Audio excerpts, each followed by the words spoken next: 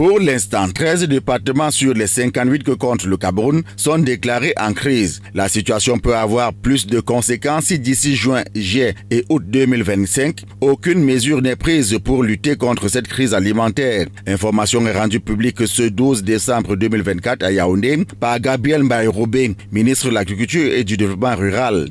Pour la période courante d'octobre à décembre 2024, 10,82% de personnes sont en situation d'insécurité alimentaire et nutritionnelle aiguë, c'est-à-dire en phase 3, soit 3 80 145 personnes, parmi lesquelles 265 314 sont en situation d'urgence et 2 814 832 sont en situation de crise. 21% de la population analysée se trouve en phase 2, c'est-à-dire sous pression, soit 5 868 144 personnes.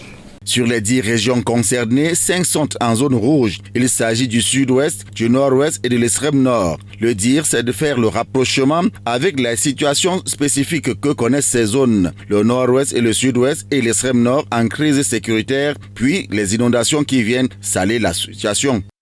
On observe une dégradation de la situation alimentaire dans 13 départements qui sont en phase de crise, dont 5 dans le sud-ouest. Il s'agit du Coupé Manengouba, les Bialem, Maniou, Mémé, India, 4 dans le nord-ouest, Donga Matoum, Menchoum, Momo, Ngoketunja, et 4 à l'extrême nord, Logo-Nechari, Mayo Danaï, Mayo Sava et Mayo Tchanaga.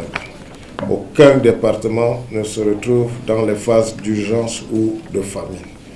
Concernant la période projetée juin, juillet, août 2025, il est attendu que la situation alimentaire des ménages s'améliore dans 28 départements qui seront sous phase minimale, relativement acceptable dans 21 départements qui seront sous pression et dégradé dans 9 départements, c'est-à-dire en phase de crise. La zone rouge pourrait être franchie de 13 départements à 28 pour la phase minimale avec 21 sous pression et 9 départements en phase de crise.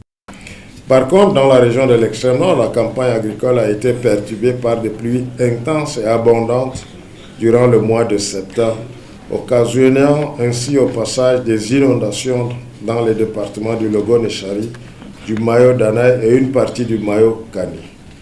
Dans le département du Logo-Nechari, environ 8 827 hectares de culture sont sous les eaux.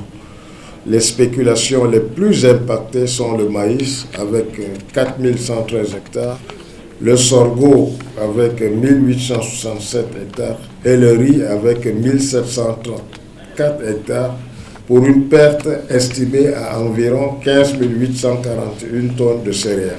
Il s'agit pour le gouvernement de prendre les mesures qui s'imposent pour juguler la situation qui pourrait se propager dans tout le pays.